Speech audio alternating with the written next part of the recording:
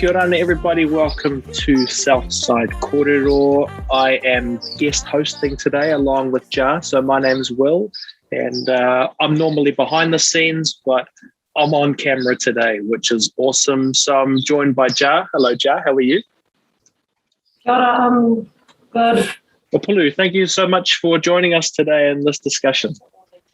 Māro lovely sui for mau malelangi mama. Kia ora koutou.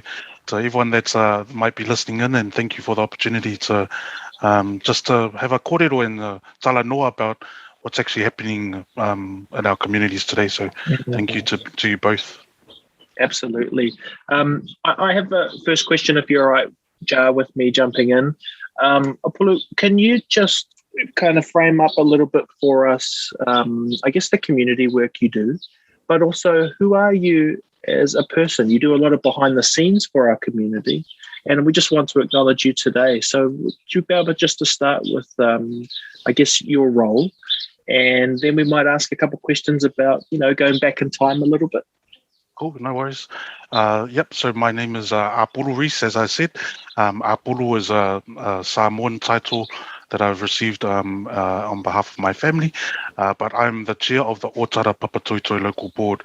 So most people might just know me as Reece, but I do humbly hold other titles and roles, but I really kind of take on these leadership roles with humbleness, because as Samoans we're taught to serve, and so this is my way of trying to serve. I've only just become the chair of the Otara Papatoetoe local board since earlier this year, probably May, I think. So the electoral term is 3 years, and then halfway through this term I swapped over with Lotu Fuli. So she had been the previous chair for the last term plus the first half of this term, and so there are quite a few local boards where we're trying to share the leadership, where we have half terms, and we're one of those local boards. I'm the youngest on the Otara Papatoetoe local board. A lot of people that get into politics are usually in their older ages because they usually have the time to do that. Most of us young people are probably trying to pay the bills and look after kids, and so I'm fortunate enough that I was able to put my hand up and be elected.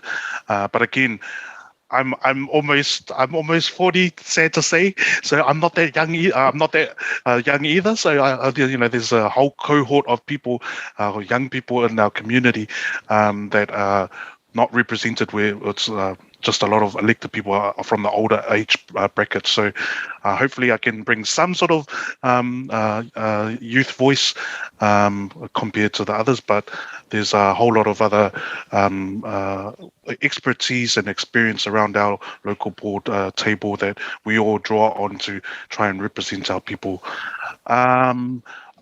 Before I jumped into the local board, I'm currently still on the DHB, the District Health Board, Counties Manukau, another elected position, and this is my third term there. So those are probably the two elected positions I have. But again, before that, there's board of trustees and little trusts here and there, and community groups, churches, and family stuff. So I guess that's the nature of us, is that we try and help where we can, and if we're called to try to put our hand up, then we do it with a humbleness and knowing that we're representing our families and community when we do so. Bit of a long introduction, but hopefully that at least explains the elected roles that I hold. Were you born and raised in Aotearoa? Yep, born in Middlemore.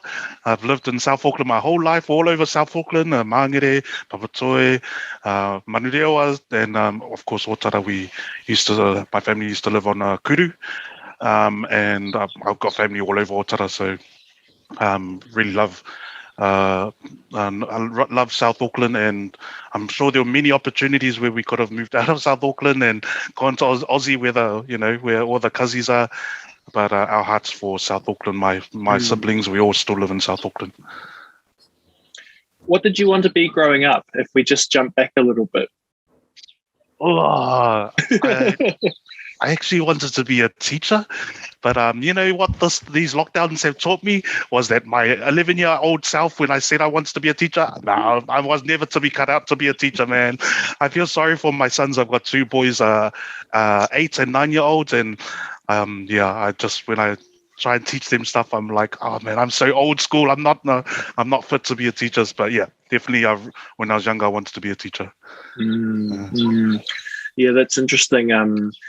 You know, these positions that you are in now that kind of guide through the leadership roles. What was your way into that? You know, so you talked about the kind of teaching, and you know, maybe there's this idea of influence or serving. Was that something that you had from young, as you were growing up, that you just kind of found your way in, or was there people who played roles into helping you into the positions you're in today? Definitely people along the way, and I guess in the end, I didn't go to teachers college or anything like that, and I went to law school, and so I finished law school and then started off at one of the top law firms in New Zealand. There were about 200 lawyers, and myself and two other girls, friends from a law school, Samoan and a Tongan. We were so three of us, 3 islanders. We were number 2, 3, and 4 islanders in a firm of 200. There was only one other islander lawyer in that whole firm, law firm, before us. So we totaled 4 that whole time I was there. So I think going into law was definitely about trying to use the gifts that I seem to have strengths in the English and the art sort of thing. I was not good at maths. Science was out of the door for me, and so I was pretty good at writing essays and talking. So that's where my career path kind of went down. But it also opened a lot of doors, and so that law firm really taught me how the other side works, and so we had big clients. We had the big companies and international companies as our clients, and they would pay mega bucks for us to do all these cases, to defend them, to give them legal advice, and that really enabled me to understand how the system works as well.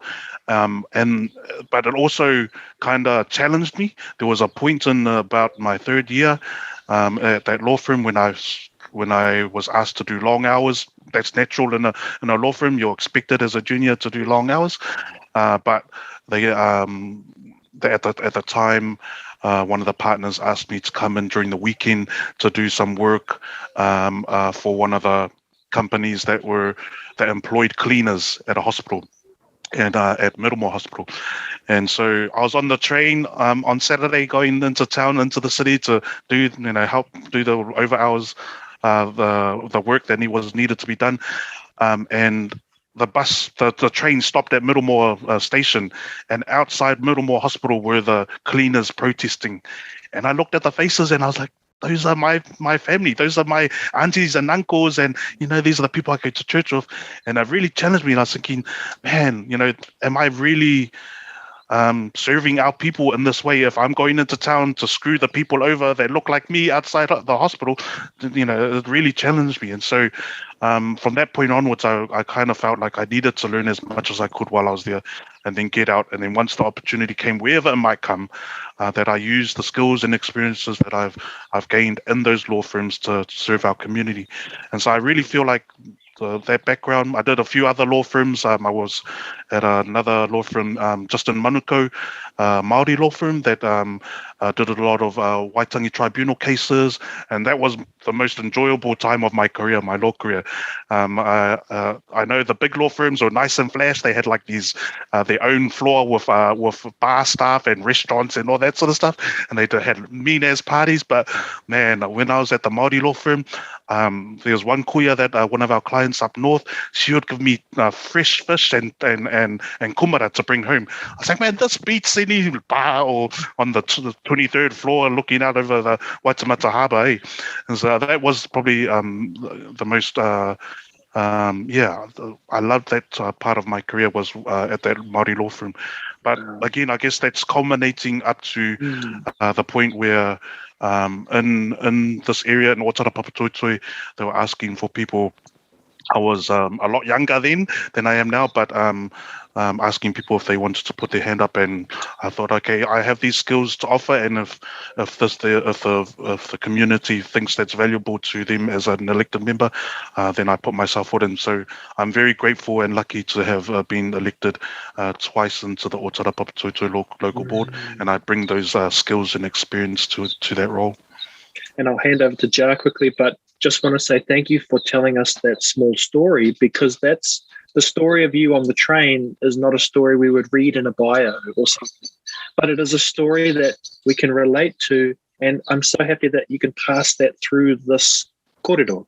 You know, like that is the learning, that we have to learn how to work our way through the world. And there's no answers sometimes that are easy. You just have to feel your way through. And I'm very fascinated that you are doing that, and it's what we hope our servants in the community have, and of course they do, but where are the places they can explain that to us apart from things like that? Jar, over to you if you have a question.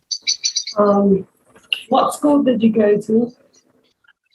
So at the time we were living in Mangere East, so Papatoetoe North Primary School, and then that led on to Kitchley. So everyone there either went to Kitchley or Papatoetoe High, Papatoetoe Intermediate. And then my parents sent me to Auckland Grammar. So I had to go all the way into the city to do my education. So, yeah, I try not to say that too much about the Auckland Grammar days, but that kind of opened a lot of doors, I must say. But at the same time, you could see the systemic and racial bias in schools like that as well. So I think my parents definitely had the best intentions of sending me to that school, but we probably also had to grit our teeth a lot of the time to get through schools like that. Yeah, and I guess that's something too, like the networking that schools like grammar and that have is what people who don't go there don't see. But I also went to Auckland Grammar, right? So I can and I guess I'm half caste as well, so I can dip in and out of different worlds. But what I wish to be able to bring is these deep connections now that we can have via podcasts. It means we can open up those networks. The fact that Jar now knows you and we've spent time, you don't know where other doors are opened, but that's the amazing thing about what we can do here is to share that. I'm just going to sit on that point for a bit, because I guess, Reece, it's not that obvious what to do with that information, right? So you go through these systems, and you talked about it before too with your experience as a lawyer. I guess, if you could change anything, would you? Or is that something that you're happy to have kind of been through these challenging experiences? Yeah, I think that if the schools the schools in South Auckland need to be well resourced and have really good teaching staff and teaching. I know a lot of my friends now will probably hate on me at the moment because they're all teachers in the South Auckland schools, but it's not all doom and gloom in South Auckland. Like if Macaulay is a standout school, you look at the NCA rates and they're awesome, and so there's a school that's doing well. It's not that the central schools are all good either. There are plenty of central schools that are probably on par with a lot of the South Auckland schools. So there's a perception. There's a perception that needs to be challenged. But there definitely needs to be more resources provided to our South Auckland schools, because our kids deserve it. And I think if that was the case, then my parents would be happy to have sent me to a South Auckland school. But at the time, My mother was a lecturer at Teachers Training College, and she probably had that access to the information about which schools did well in terms of, back then it was bursary, now it's NCA, and so she made that assessment based on what was provided at our local schools that we lived around compared to some of the outside schools. So at the time, my parents sent us there, but if I had daughters, then I would definitely consider sending them to Macaulay because they can prove that they are doing well. So it's nothing against South Auckland schools overall. It's the schools that can prove that they can make sure our kids do well academically, as well as other spheres as well, sporting, cultural, and so forth. So yeah, I think there's a lot of work that needs to be done in the education system for South Auckland. But there are definitely schools out there that are doing well.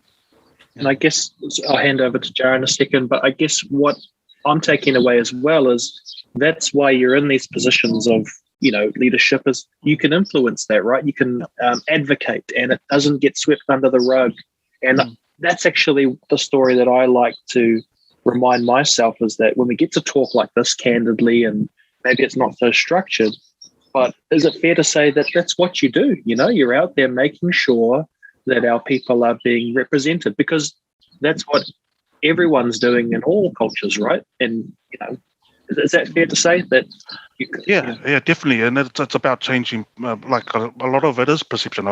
So it's in any sphere of influence that we have as a council, we say, why aren't you using our local talent? There's these big contracts, and we ask them to support local businesses, and they just do the cleaners and the builders, and we're like, we've got architects as well, we've got people that engineers, so it's they don't think that we have that talent or people with that expertise in our area. So it is about changing their perception amongst those that hold those money bags or the decision making, saying we have those types of people in our South Auckland area. If you're going to build something in South Auckland, why don't you use our South Auckland talents as well? That's right. Yeah, over to you, Joe. Yeah, I'm going to go way off that subject. What was your vaccine experience like? So my wife, she works at the border, and so a lot of the border workers had to be vaccinated earlier on, and including their household. So I actually got mine months ago, myself and my wife. My two sons, they can't get vaccinated, so it was pretty, I guess we were probably the earlier ones. Like everyone else, the general public hadn't had the invitation to be vaccinated, whereas my wife and I were. So everyone were kind of, they were kind of interested. And I put up a funny video. Just my kids I came home and I told my kids, oh, I got vaccinated and there's a third eye. And they go, oh, what? Oh, what? Because I know my son had been looking up something about third eyes or something on YouTube. And so I knew he was interested. And they go, where is it, Dad? I go, it's usually on your forehead, but if you massage my shoulders, you can see it appears on the back of my head. And so they started massaging my shoulders, and I was like, they go like, Dad, I can't see it. Oh, I think you have to massage my arms. So they started massaging my arms, and then my wife kind of killed the buzz and said, nah, your dad's just playing with you. So I'm just trying to have fun with it, but nothing too serious. My second jab, I was a bit drowsy. A lot of people have said that the second jab, you kind of gets those sort of symptoms and probably lasts for 24 hours, but otherwise it was fine. Yeah, the jab was fine. I'm lucky enough to have a brother that's went to med school. He's a doctor. His wife is also a doctor, and so we were able to get also that advice as well around the risks around the jabs. And so I guess we're fortunate in that way. But I'm a bit worried that a lot of our people don't have access, like I have, to a doctor to ask those questions and weigh up the risks and benefits of the vaccine.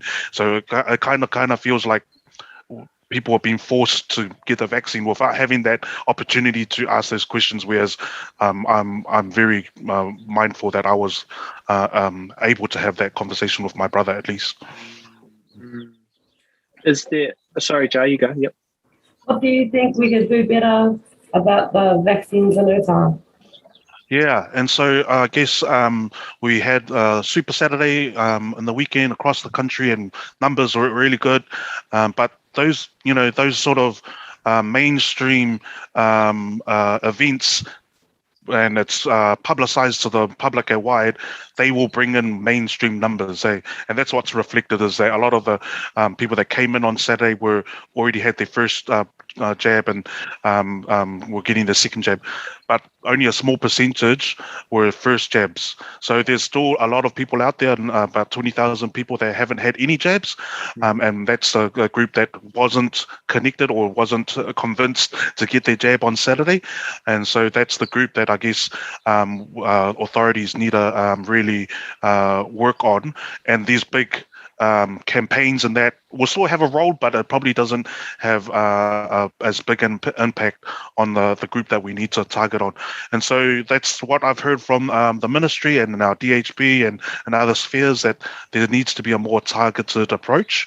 And I know Swanee, many people know Swanee, and she's been advocating for the same thing, that these big vaccination, yep, that's fine, but actually where's our street level, door-to-door conversations about people having that opportunity to ask questions about the vaccine, because although I know a lot of people want to open up before Christmas, but the more we talk about mandatory and forcing vaccines on people, the more we're going to shut the door on people actually having that opportunity to ask questions. So I'm really supportive of things like this podcast, or this opportunity to have a talanoa. This is where we can actually say, hey, we need to pivot. We need to start looking at a different way of doing things, get our Māori and Pacific health providers in there, the marae, our schools, the people that are in the local areas to engage with our families and let them ask their questions, air out their questions. I mentioned my brother, he's a GP at Otara Christian Healthcare, and he's put on a few Q&A sessions on Zoom, and a few people, I guess, have had that chance to ask that question on the Zoom level. But again, I think it probably needs to get even more intimate beyond just Zoom. It might have to be door to door or at a street level to because not everyone's on Zoom and not everyone's going to watch a Q&A session. So I guess that's where we're heading towards.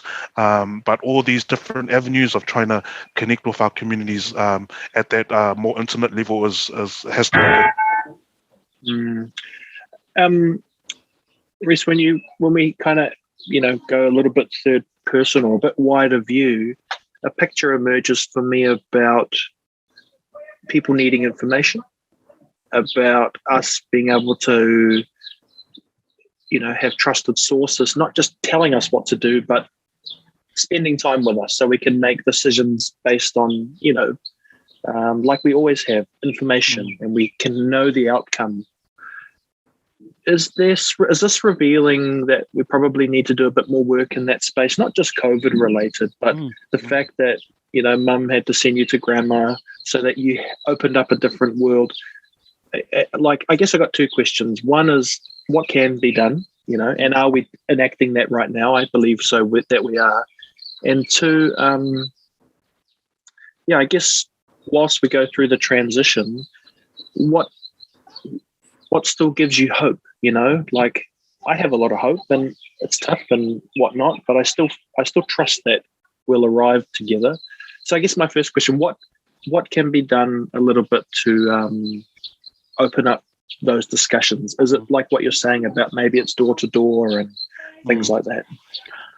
Yes, I think there's that macro level, where we have that the big public promotions and so forth. And then there's that micro level relationships, as you say, and I've mentioned in terms of street level, in terms of door to door, but even more granular than that is our family units. And I guess an example that I can bring in terms of this current outbreak is my own extended family. There's about 50 of them that attend Ranui Samoan AOG Church, and they were part of the Samoan cluster.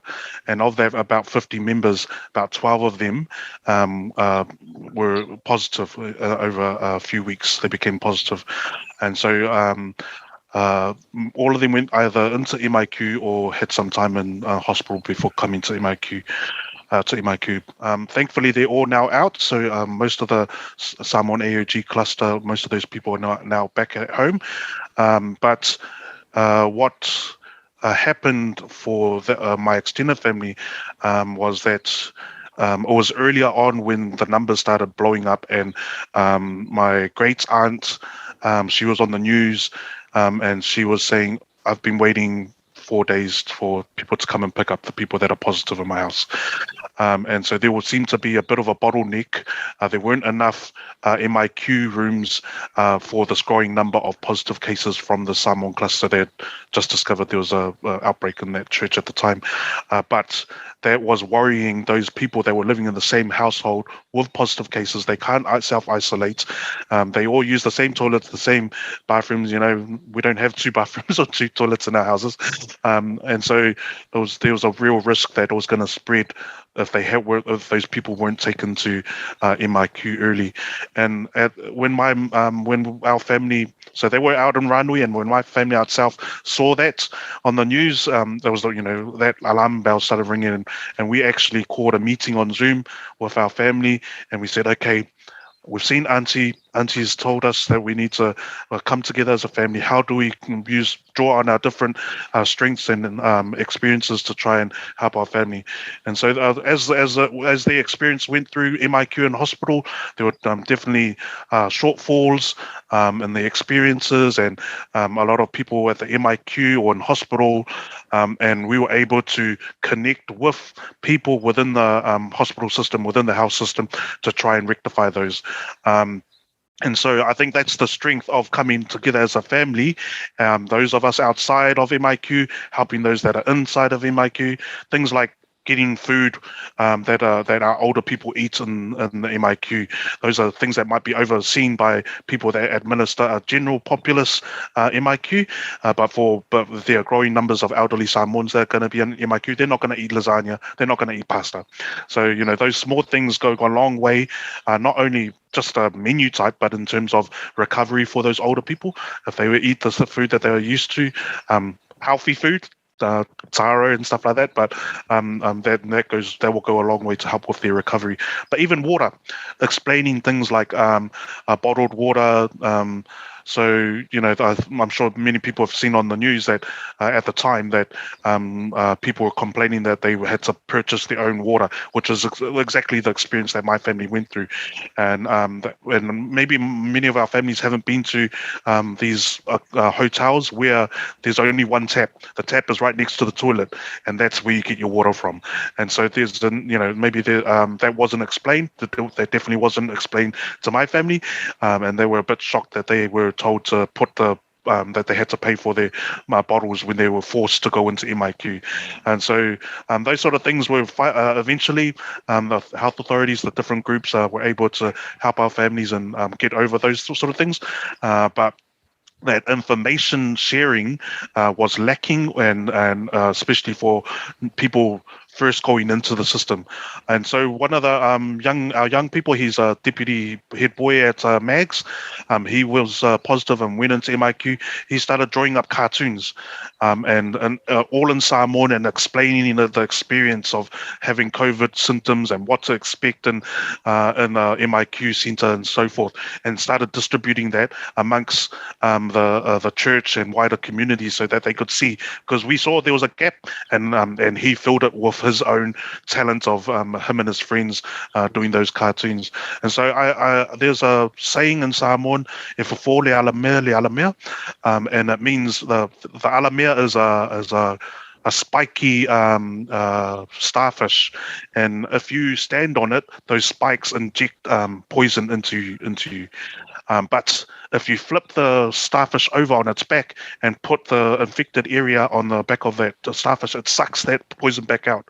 And so the saying means that the starfish can solve its own problems, but that refers to our own communities and our own families, that we have the solutions to our own problems. And that was really very much illustrated in how our extended family dealt with the MIQ experience.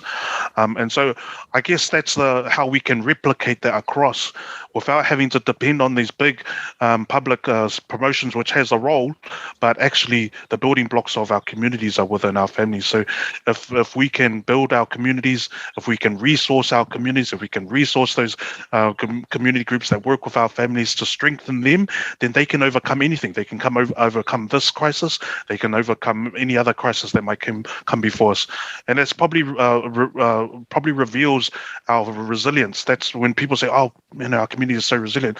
It's because we come together in those times of need, and we have those relationships with our families that say, "Hey, the authorities aren't providing us, or there's information lacking. How do we come as a community to deal with that?" So I guess that's one way we've been doing it with our extended family. We also do Zooms. We do games nights. I know we can't mix and mingle physically, but we have games night. And my brother, the doctor, he sends a message to the adults saying, "Oh, hey, if you guys have any questions about the vaccine, there's a time now while your kids are playing. You can ask the questions privately on offline in another area." Awesome. So just trying to find those opportunities within our families, connected in that way, to keep ourselves strengthened. Beautiful. Well, I think you answered my second question, which is what gives you hope. It sounds very hopeful as well, and that the resilience comes from us keeping together. Jar, did you have any final question? Do you have a message you want to send to our community? Yeah, I guess it's on one hand, those of us that are already vaccinated and are pro-vax and everything, I guess we really need to come with compassion and be mindful and open about where people are in their lives. So those that aren't vaccinated, we coming down hard and saying, "Oh, you're bad, you're not vaccinated," that's not going to bring up our people together. And so we really need to actually sit down and talk to our families and say, what are the issues? Is there anything I can help out with? Is it actually job security? Is it about thinking about provision of food for my family in the next month or so? Am I still going to have a house to live in because I can't afford to pay the rent? Maybe there are those issues that are also playing in people's minds that therefore cuts them off from considering whether they should get vaccinated or not. So there's a multiple of reasons, and there are a whole lot of people that have health reasons as well. So maybe we need to connect them up to a trusted health source that can provide that information that's away from all the noise that we get if we just listen to Instagram or YouTube. And so that's probably my encouragement is for those of us that are vaccinated, that we don't start turning into the big bad teacher or the trying to whip people into line. That's not going to solve our issues. But those that aren't vaccinated, then please reach out to your family. Those that are out there that might have connections to those answers that you seek, please seek from trusted sources. There's plenty of information out there. We just have to choose the right ones. Awesome. Look, Reece, we just want to thank you for enacting everything you talked about today. You came in to chat with us, and we didn't know the full path, but I like the idea that we arrived all together. That's all we had trust today, that we'd try and have this Talanoa, and I believe that is a small example of what can happen on a wider scale too. So on behalf of us at Southside Korero, thank you, brother, for taking time for us. Awesome. Thank you for having me, and I really appreciate the opportunity, as you say, just to share. But there's so many other stories out there that I'd love to ensure that our community hears well. Thank you.